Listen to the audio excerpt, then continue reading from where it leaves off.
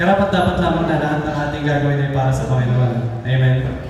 Maging sa nabubuhay tayo para sa Panginoon. Since tayo mga bata, nag-aaral tayo. Yung iba sa atin nag-aaral, nagtatrabaho para sa Panginoon. Nagpe-pray, nagpapatawad para sa Panginoon, nagtatrabaho yung iba para sa Panginoon. Nag-gym, nag-church, nagpe-pray. Ano po ba? Magbigay ang tulungan niyo ako. Ano pa? Ayun, tumutulong sa magulang, nakikipag-socialize para sa Panginoon. Yan ang sabi sa ating salita. Ang verse natin ay kaya sa 1 Corinthians 10:31. So whether you eat or drink, ay talaga. Kaya nga, kung kayo'y kumakain o umiinom, o ano man ang ginagawa ninyo, gawin ninyo lahat sa ikararangal ng ating Diyos. Medyo mag-focus na tayo dito sa ano man ang ginagawa ninyo, gawin nyo ito, ay gawin ninyo ang lahat ng ito sa ikararangal ng ating Diyos. Samahan niyo ko sa isang maikling panalangin. Yes, Lord, Panginoon, nagpapasalamat po kami sa iyong napakabisa at napaka-epektibong salita, Panginoon, napaka-makapangyarihang salita, Panginoon. Panginoon, dalangin namin na ito ay tumagos sa aming puso at isipan, Panginoon. At tunay na ito ay tatagos sa aming puso at isipan, Panginoon. Kailangan namin magtiwala sa iyo, Panginoon. Panginoon, dalangin namin na mabago namin at naitatak sa aming puso ang aming maririnig at mapakinggan ngayon, Panginoon. Maging sa aming paglabas, sa aming pang-araw-araw na buhay, sa aming pang-araw-araw na gawain, Panginoon. Kahit sa mga simpleng bagay na aming gagawin, Panginoon, dalangin namin na ito ay ikaw ang maparangalan. At ito po ang aming dalangin sa pangalan ni Jesus. Amen. Ayan, sabi din sa ating verse, lahat daw ng ating gagawin ay para sa ating Panginoon. Lahat, kahit mga simpleng bagay. Kapag tayo umiinom para sa Panginoon, umiinom lang ng tubig. Kumakain para sa Panginoon. Kumakain para sa Panginoon, nagwawalis sa church, naglilinis, tumutugtog para sa Panginoon. Kahit sa mga pinakasimpleng bagay, nagkakape para sa Panginoon. At maging sa mga simpleng bagay, gaya ng paggamit ng smartphone. Ayan, lahat naman tayo may smartphone, diba? Sino naka Xiaomi, Redmi, Samsung, iPhone, Tecno, Itel, Oppo, Vivo. Meron po ba? Vivo, Tulpo, CDRK. Alam niyo pa na niya na.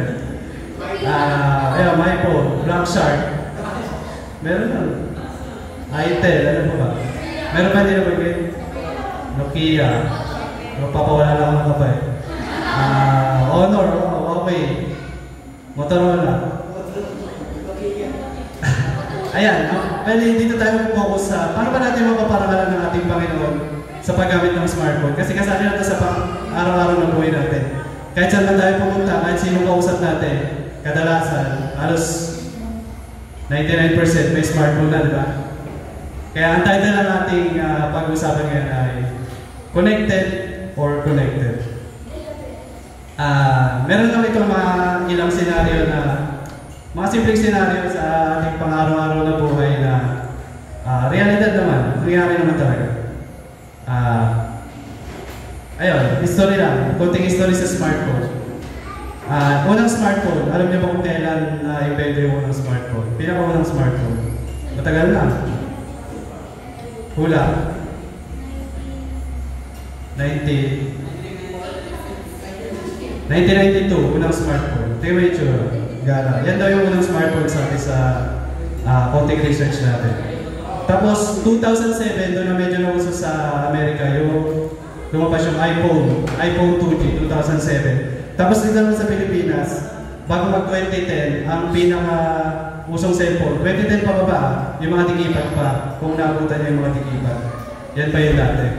Tapos ngayon, 2016 hanggang ngayon, yun na, yung touchscreen ng mga smartphone na yan. Tuloy na tayo kinain ng smartphone. Lagi nating hawak. Ano ba yung mga gamit ng smartphone? Marami, di ba? Pwede ba magbigay? Dalapit ako. Message. Ano pa? Music. School, pwede. Sa online class. Pag-research.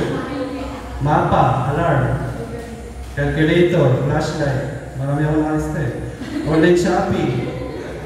Video watching. Panonood ng video. Online class. Online na mga balita. Online courses. May mga online courses. Photo and video. Di ba? Ang dami pakinabang ng smartphone. Browsing. Pag-browse sa internet. Online research. Email. Tapos yun, marami pa. Ano pa? Meron pa ba? Sabi na wala. Marami pa. Pero meron din mga bad effect yung smartphone. Pwede ka magbigay. Ayun. Addiction.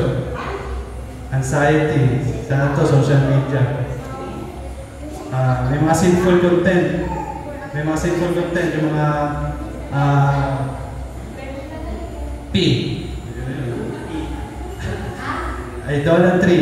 Yung halos sa smartphone na parang alagang-alaga mo, hindi pwedeng walang smartphone yun. Ngayon, ito na yung bati natin. Paano ba natin pararangalan ng Panginoon gamit yung smartphone? O hindi gamit yung smartphone? Ayan. Unang senaryo. Ito, ngayon, Sunday ngayon, di ba? Bakit ba tayo Sunday nag-church?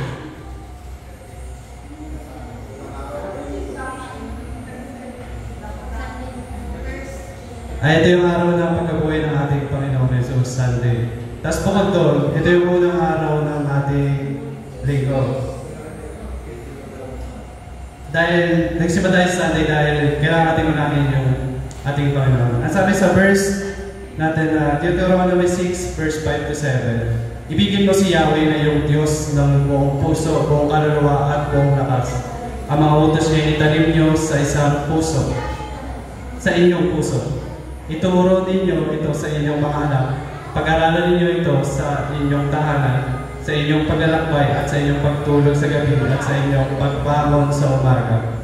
Ngayon, pag-ising natin sa umaga, ano yung una natin hinahanap? Yung totoo. Cellphone, diba? Sino hindi cellphone yung unang hinahanap? Kilala ko ba?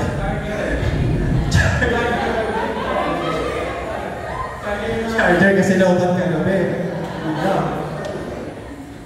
Pero, paano ba natin, ano ba yung tama? Ano ba yung tamang... Kasi si Lord, pag natulog tayo sa gabi si Lord, nag-work pa rin sa atin si Lord.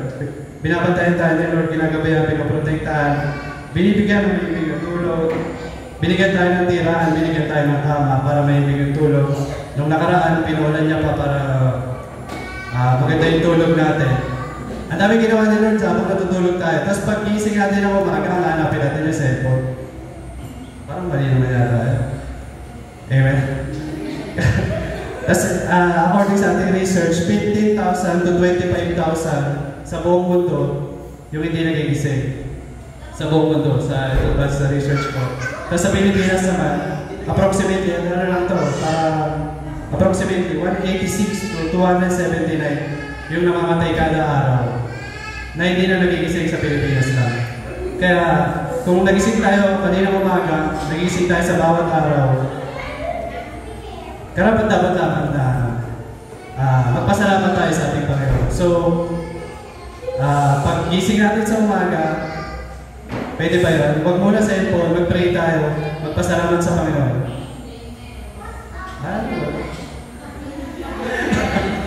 Pwede ba yun?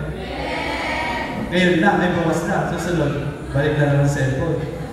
Hindi, totoo. Biro-biro lang, pero medyo tawa-tawa tayo, pero yun yung totoo.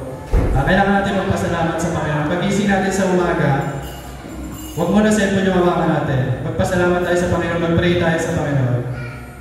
Paano lang pag nagising ng hapon? Hindi ganun din. Basta pag-ising natin sa umaga o sa hapon, magpasalamat tayo sa Panginoon. Amen? Sasabihin naman, paano yung alarm? Siyempre, papatay mo yung alarm. Napakaganda para sa Diyos.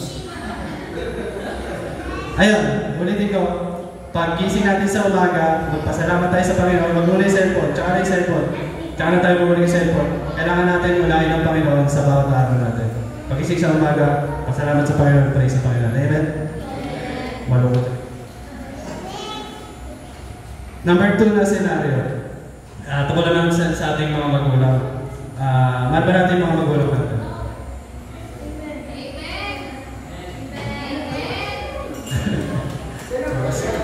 Mahal ba natin yung mga magulang natin? Siyempre, ito yung mga reason bakit natin mamahal yung mga magulang natin. Binigyan tayo ng buhay. Siyempre, natin natin sila nagsilang sa atin. Nagsasakripisyo sila, nagtatrabaho sila para sa atin. Nagbibigay sila ng pinansyal na tulong, sinusuportahan tayo, pinapasok tayo. Binibigay yung mga kailangan natin. Sila, ang mga magulang natin ay biyaya ng ating Panginoon. Ate Girl! Kinakabahan ako. Sila, ang mga magulang natin ay biyaya ng ating Panginoon. Ayun, tumatawa-tawa lang tayo dito, pero yung sinasabi natin, totoo yun ha. Yung mga magulang natin, biyaya ng ating Panginoon. Bali natin ang ating mga magulang dahil biyaya sila ng Panginoon at utos yun ng ating Panginoon.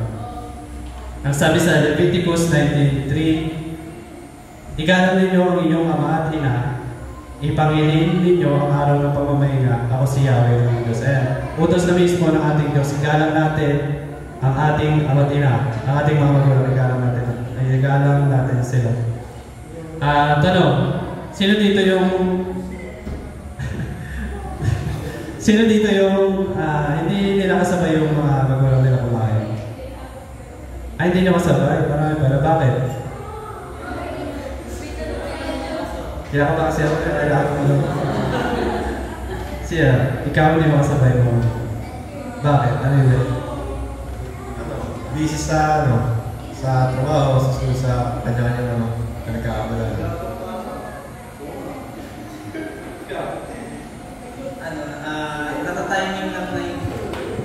Natatiming lang na hindi kami sabay, pero inaaya ko naman siya. Magsasabi siya na, sige, una ka na. Ganun, kaya minsan hindi kami nagsasabay. Ano pa? Kaya yun pa rin mga dahilan, mga dahilan na buha sa'yo. Ay, yan. Ang sabi diba sa utos ng Diyos, honor our father and mother. Isa sa mga paraan na pag-alam natin sa ating mga magulang ay dapat sabay tayo kumain sa kanila. Kasi hindi lang naman yung pagkain, yun din yung oras na, lalo ngayon medyo busy tayo sa work, sa study, sa work, yung iba. Yun yung isa sa mga paraan para makapagsama-sama tayo, makipag-usap tayo sa kanila. Kahit wala pang ulam yan, kahit kanin lang, kahit tuyo lang, kahit simpleng salo-salo lang. Yun yung isa sa mga paraan para maipakita natin na ginagalang natin yung ating mga magulang. Siguro dun sa iba na may mga dahilan, may mga valid na reason naman, pwede tayong gumawa ng paraan, ipag-pray natin na may mga oras sana na kahit tapunan lang. Malaking bagay kasi yung pakikipag-usap sa mga magulang natin. Ganun din naman sila, yung mga magulang sa anak. Siguro kailangan natin ipag-pray yung mga magulang natin na sila mismo yung ayaw sumabay sa kanilang mga anak. Amen. Sino naman dito yung kasabay na kumakain yung mga magulang nila pero nagsiselfo naman?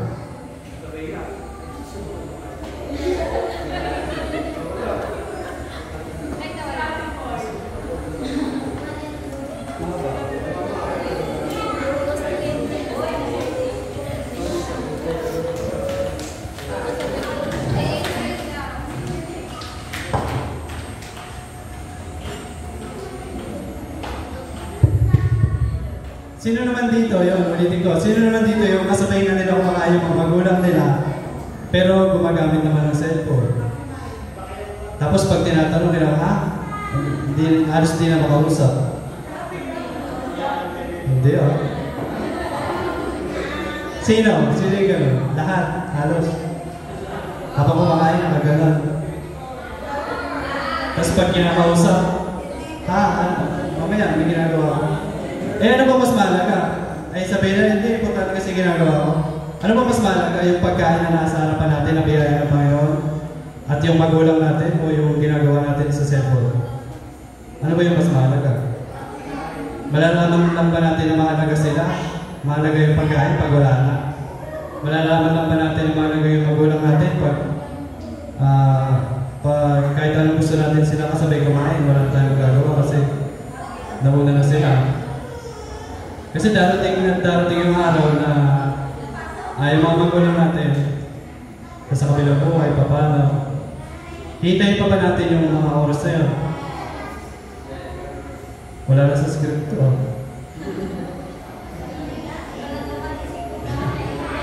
Meron ba gano'n? Halos karamihan pa gano'n na kasabay nga nila kumakain yung magulang pero nagsiselfone. Kung ano pinapanood, halos di makausap, di nakapokus. Pag kinausap, loading. Pag kinausap, di makarinig. Puro pa. Pagka ganun ginagawa natin, susunod pa natin yung gusto ni Lord na igalang yung magulang natin. So, ano gagawin natin para masabi na yung ginagawa natin para sa kaluluwa natin ng ating Panginoon? Saglit lang naman kumain.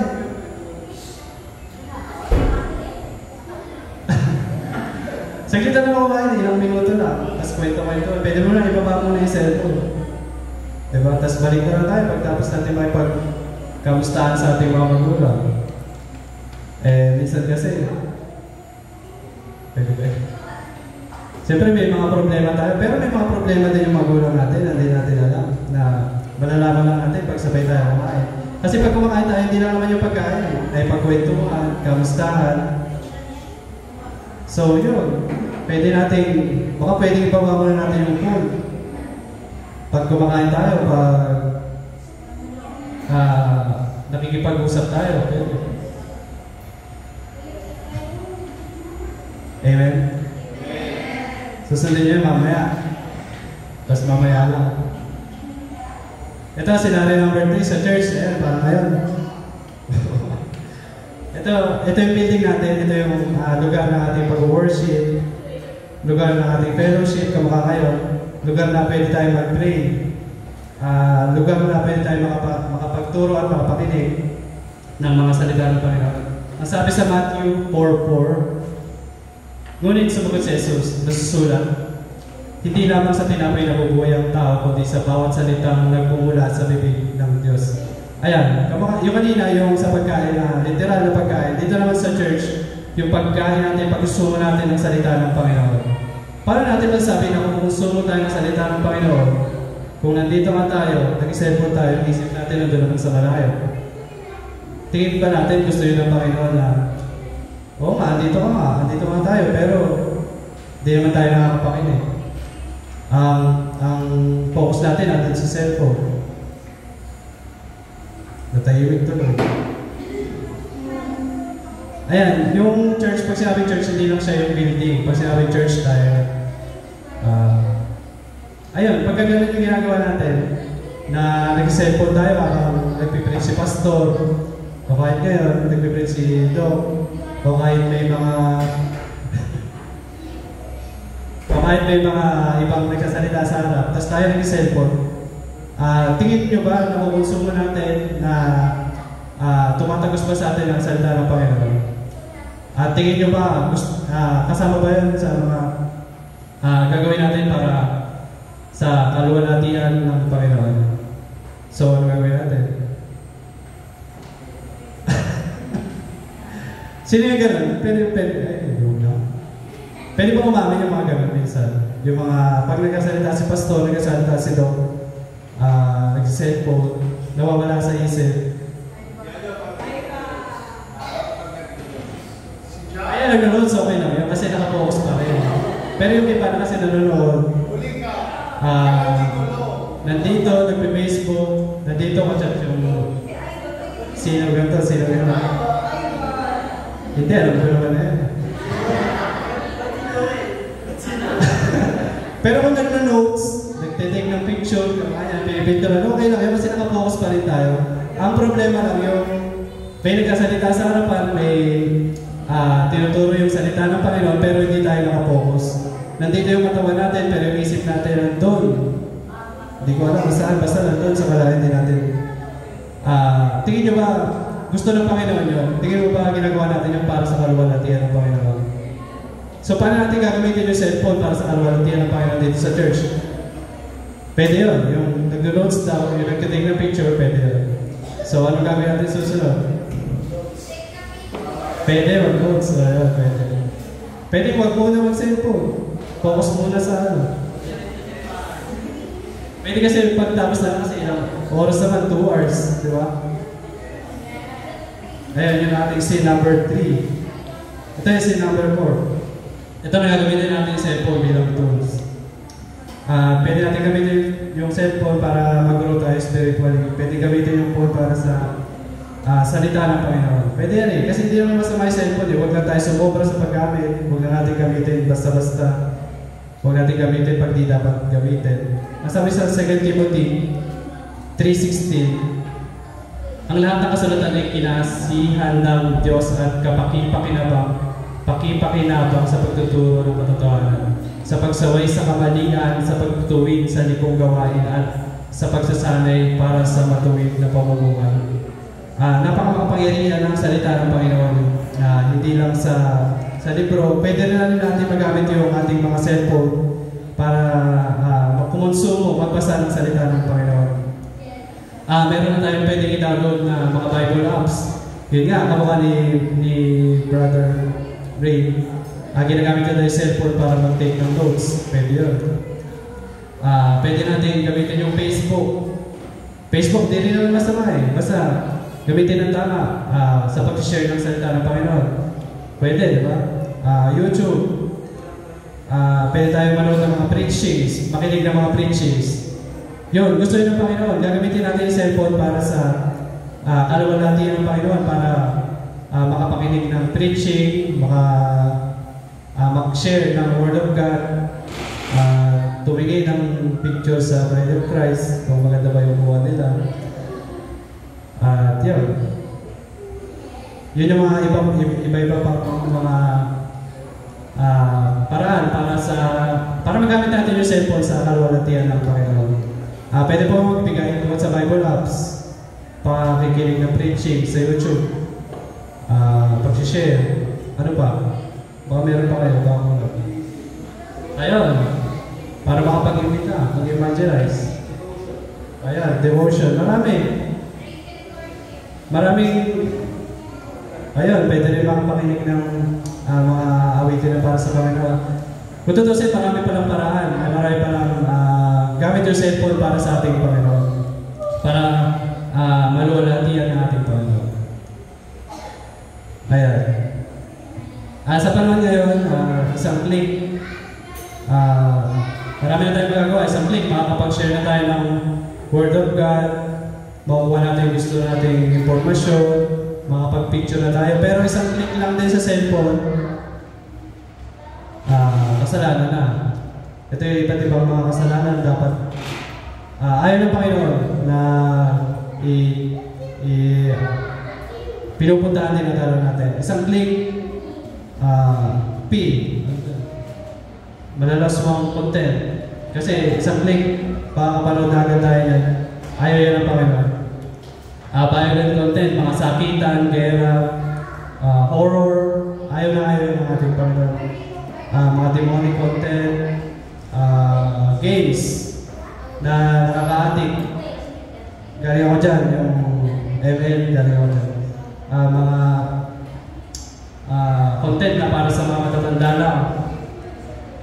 Sabi sa 1 Thessalonians 5:21-22, suriin ninyo ang lahat ng bagay at paghawakan ng mabuti. Lumayo kayo sa lahat ng uri ng kasamaan. Sabi ni Lord, iwasan daw natin ang mga nakasama sa atin, sabi ni Lord. Sa paggamit ng smartphone, iwasan ng malaloswang content, sugal, demonic games, violent content, lahat ng content na maglalayo sa atin sa ating Panginoon. Pagiging ating sa cellphone, nilalayo rin tayo sa ating Panginoon. Anong dapat gawin? Ayan, sabi nga kanina, worship songs, pwede sa cellphone. Bible teachings, Bible apps, Christian contents, may mga content, may mga sa TikTok, may mga content na puro Christian, si Tetelas tayo, kung dumadaan sa inyo. Prayer notes, pwede rin mag-notes kung sa mga kung meron kang ayaw makakalimutan. Bible study, pwede. pwede rin mag-Bible study online. May gumawa na doon dati sila Pastora tayo na online yung Bible study kasi sa pandemic. Kung pandemic, pwede online class. Pag masama pa ngayon, online class, work from home. Pwede rin magamit sa Bible study, online na Bible study. Ang sabi sa 2 Timothy 2:15, sikapin mong maging kalugod-lugod sa paningin ng Diyos, isang manggagawang walang dapat ikahiya at tama ang paggamit sa salita sa katotohanan. Huwag tayong magmatalo sa problema, ulan, mga sakit. Pwede tayong sama-sama mag-aral kahit na tayo magkakalayo, kahit tayo ay busy, andun yung iba, walang oras. Sa pamagitan din ng ating cellphone, yun nga, sinasabi natin na pwede tayong sama-sama magpuri sa Panginoon, mag-aral sa salita ng Panginoon, gamit natin yung smartphone, yun nga yung ating online Bible study. Meron bang may gusto na? Bible study na online, kasi yung iba available ng ganito, yung iba hindi naman. Hindi kayo nasa. Sino gusto? Sino gusto? Ayan, marami may gusto. Ayan, ganun lang. Babalikan natin yung ating mga pinag-aralan kanina, sinabi kanina. Sa umaga, magpasalamat tayo sa Panginoon. Huwag natin unahin yung cellphone. Kasi binutayan tayo ng Panginoon buong magdamag. Tapos sa unang pag-gising natin, hanapin natin cellphone. Huwag ganun. Pag-gising natin, pray, magpasalamat sa Panginoon. Yung pangalawa, yun, pag may kausap tayo, hindi lang nga yung ating mga magulang. Pero higit, siyempre yung ating mga magulang, baba mo na yung cellphone lalo pag kumakain. Kasi parang nandito ka nga, wala ka naman. Yung isip mo, wala naman. Dahil sa cellphone na. Yun. Pag kumakain tayo sa, hapunan, baba mo na yung cellphone, kwentuhan, kamustahan sa mga magulang kasi hindi lang naman tayo may maraming problema. Magulang natin, maraming problema din yan. Kamustahin natin sila. Kahit wala tayong naitulong, makamusta lang sila. Gusto-gusto lang natin mga magulang. Pangatlo yung sa church, hindi lang sa bahay. Pag tayo sa bahay, kumukonsumo tayo ng pagkain. Dito, kumukonsumo tayo ng salita ng Panginoon. Hindi natin makukonsumo, hindi natatak sa puso natin yun. Kung nandito nga tayo, nasa cellphone naman yung focus natin. Nandito nga tayo, yung isip natin nasa malaya. So pag nandito tayo, kung pwede wag muna mag-cellphone, focus tayo sa salita ng ating Panginoon. At yung pang-apat, yun nga, yung mga bagay na pwede natin gamitin sa paglapit natin, pag-grow natin spiritually, sa paglapit natin sa Panginoon. Pwede natin gamitin natin yung cellphone sa download ng Bible app, sa mga Bible content ng mga creator, pwede yan. Christian content, pag-take ng notes, pag-take ng pictures ngayon, pwede yan. Praise and worship. Maraming paraan para mag-grow tayo spiritually. Lalo ngayon, medyo digital na tayo. Yun. Yung panglima naman is, huwag natin gamitin yung cellphone sa mga makasalangang mga content. Isa-isa ko na kanina. Ayun. Hindi natin isa-isa. At bilang sa ating conclusion, sa panahon natin ngayon, parte na ng buhay natin yung ating paggamit ng cellphone. Lahat ng tao may cellphone na sa pagsakay ng jeep, pag pinansin nyo, lahat yan nakaganon. Diba? Paglabas, mga nakayuko, sa bahay, puro cellphone. Parte na ng buong buhay natin yung cellphone. Maraming bagay yung cellphone, pero hindi naman yan sinabi ng Panginoon. Itapon yan, pangit yan. Piliin lang natin kung saan natin gagamitin. Huwag natin gamitin sa hindi dapat gamitin, sa mga oras na hindi dapat gamitin, at gamitin natin para sa kalwalhatian ng ating Panginoon. Doon, natatapos. Samahan niyo ko sa isang Maiksing panalangin. Yes, Lord. Hallelujah. Panginoon, maraming salamat sa iyong salita, Panginoon. Dalangin namin na ito yung tumatag, tumagos sa aming puso at isipan, Panginoon. Dalangin namin na ito yung may sa buhay namin sa paglabas ng kwartong ito, Panginoon. Panginoon, maraming salamat sa napakamakapangyarihan ng salita, Panginoon. Salamat dahil hindi mo hinayaan ang kalaban, kambalain kami ngayong oras na ito, Panginoon. Panginoon, dalangin namin na may sa buhay namin ang aming mga natutunan, hindi lang ngayon, kundi sa mga maraming araw para susunod, Panginoon. Tunay na ikaw lamang ang makakagawa nito, Panginoon. At Panginoon, dalangin namin na patuloy mo pong paghawakan ng aming mga buhay, ang buhay ng bawat kabataan na nandito ngayon, ang buhay ng mga kabataan na sa future ay mapupunta rito, Panginoon. Dalangin namin na guide mo sila, Panginoon. Ituro mo po ang daan papunta sa sambahan ito, Panginoon. At ito po ang aming dalangin, Panginoon, sa pangalan ni Jesus. Amen.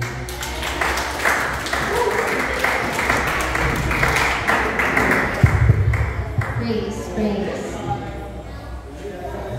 Okay, dahil po maraming salamat, Brother Adam, sa isang magandang sermon.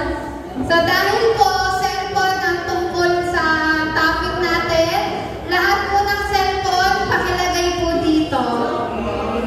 Kumpiskado po lahat ng cellphone, pakilagay po dito.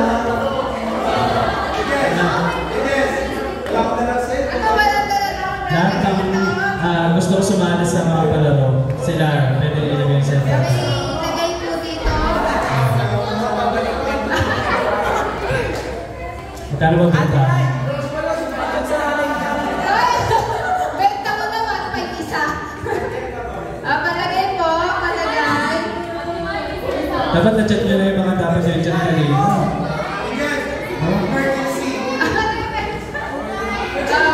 Pakilagay, nabenta ko na to, 1.5 isa. Baka may iPhone dito Cellphone. Yung iPhone dito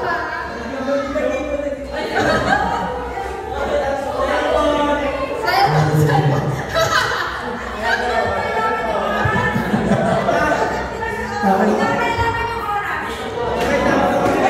Orasan? Cellphone. Pakikumpis ka mo yung cellphone ng dalawa. May kusan. Ito, cellphone. Ito cellphone, ikumpis ka rin namin. Okay, dyan na cellphone. Dito na. Okay, so meron tayong palaro, tatlo. Indoor muna bago outdoor. May outdoor games tayo, kaya comfortable damit namin kayo. Ngayon, kailangan yung pumili ng isang partner. So, pumili po kayo ng isang partner sa inyo. So, kung pwede halimbawa si Mati, tsaka si Matt. Yan, kayo bahala dyan. So,